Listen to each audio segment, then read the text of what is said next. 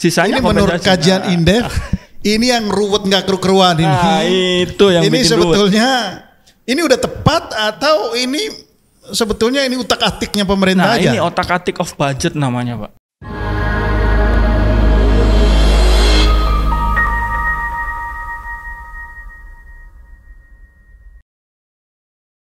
Saya belum ajak diskusi soal mobil listrik nih, prospek mobil listrik. Tapi saya masih kembali lagi tadi soal BBM. Mas, kalau saya mengikuti dari awal sikap pemerintah itu kan kelihatannya nggak konsisten juga. Dulu katanya pemerintah ini bilang, wah ini skema subsidi itu sebetulnya skema yang tidak tepat. Karena itu biarkan aja harga BBM itu sesuai dengan harga pasar, ya kan? Nah, subsidi itu dialihkan untuk pembangunan dan lain sebagainya. Kok sekarang pemerintah malah pakai skema subsidi, ini gimana ini?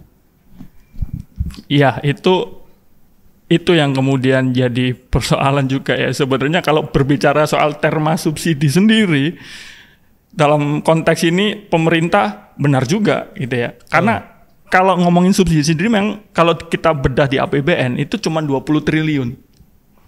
Oke. Subsidi untuk minyak itu cuma 20 triliun pada tahun 2023. Tahun ini itu 14 triliun.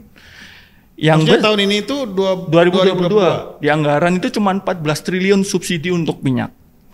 Oke. Dalam hal ini permainan diksinya ini dari 502 triliun itu hanya 14 sekian untuk minyak. Subsidi minyak. Artinya sisanya itu untuk subsidi yang lain, energi yang lain, LPG sekitar total 140 gas. Ya, berarti itu subsidi energi 140-an triliun. Sisanya itu mekanisme kompensasi, Pak. Mekanisme kompensasi. Nah, ini berbeda ini sama subsidi. Kalau kompensasi ini kan diberikan kepada masyarakat dong. Kompensasi ini diberikan kepada Pertamina karena menanggung selisih harga keekonomian. Jadi ini contoh nih, kalau misalkan Pertalite itu harga keekonomiannya 14.000, ya. Tapi harga jual ecerannya itu 7.000-an kan sekarang. Ya 7.500. Nah kan mestinya 14.500. Ya, terus katanya. Ya, harga jual eceran sekarang 17.000. Ya, itu. Nah, itu dijual aja nggak jelas. Nah, betul. Jadi, nah itu yang dijual 7.000. Artinya 7.000 ini ditanggung melalui kompensasi. Bukan subsidi. Bukan subsidi. Subsidi itu terkhusus untuk minyak penugasan. Apa bedanya kalau begitu? Kalau subsidi dan kompensasi. Kalau lihat prakteknya sama aja. Iya, sama. Ya itu karena jadinya ini yang bikin nggak tepat sasarannya ada terma kompensasi itu, Pak. Karena dengan terma kompensasi itu semua mobil, semua kendaraan bisa pakai. Oke. Karena kan sebenarnya Pertalite, kemudian Pertamax itu bukan bahan bakar yang disubsidi. Nah, jadi pemerintah nggak boleh masuk subsidi lewat situ, tapi masuknya lewat kompensasi. Jadi dibayar dulu nih ke mana, ke Pertamina. Karena selisih itu gitu. Makanya ada kuota. Nah, kuota yang tinggal sekian ton, sekian. Betul. Jadi itu masuk skema kompensasi itu bukan subsidi. Iya. Nah, kalau subsidi gimana? Nah, subsidi itu memang untuk bahan bakar tertentu ya, misalkan premium gitu ya. Jadi terus ada lagi solar itu mekanismenya dua. Subsidi sebagian Rp500 dan juga ditanggung oleh badan usaha masuk lewat kompensasi tadi itu. Ya, kalau solar ini kan ada dua. Kalau solar industri itu harga pasar. Ya, betul. Kalau untuk konsumsi masyarakat itu disubsidi. Ya. Maka harganya lebih murah. Ada dua mekanismenya. Subsidi. Ada dua lagi. Jadi mekanismenya ada dua, kompensasi dan subsidi. Jadi solar ini ngecampur ini duit negaranya ada dua ada dua gitu ya. Subsidinya itu dibatasin Rp500. Nah, sisanya ini menurut kajian Indef, ini yang ruwet nggak keru-keruan ini. Nah, itu yang ini bikin sebetulnya ini udah tepat atau ini sebetulnya ini utak-atiknya pemerintah aja? Ini otak-atik of budget namanya, Pak. Otak-atik of budget. Nah, jadi dalam rangka ya itu karena pemerintah pertama itu punya kepentingan untuk menekan defisit di bawah 3% pada tahun 2023. Dan juga menekan laju inflasi. Betul. Enggak. Kepentingannya kan pertama dari sisi budget ya. Dari sisi budget itu ditekan bagaimana caranya defisit bisa 3%, di bawah 3%.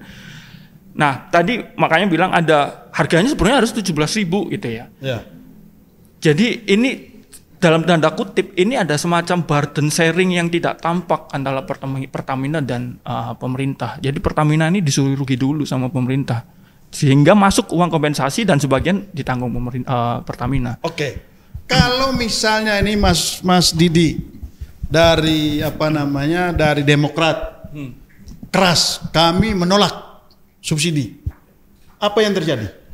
Kalau urusan utak-atik begitu ya nggak bahaya-bahaya amat dong Mas ya? Gimana Mas?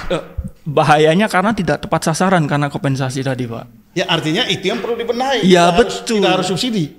Iya, yang jadi persoalan itu karena tidak tepat sasarannya melalui kompensasi. Jadi kompensasi itu kan bisa ke Pertalite, bisa ke Pertamax. Nah, pengguna Pertalite itu 80% itu masyarakat desil atas, masyarakat kaya yang punya mobil. Bukankah Pertamax sekarang itu tidak disubsidi? Makanya masuk kompensasi. Emang masuk dalam skema kompensasi juga Pertamax? Iya, masuk kompensasi sekitar Pertamax itu ditanggung badan usaha, maaf. Jadi di Pertamax itu harganya itu 12.500 ya sekitar 12.500 kalau kita beli. Harga jual keekonomiannya itu sekitar 17.000. Nah, ini suruh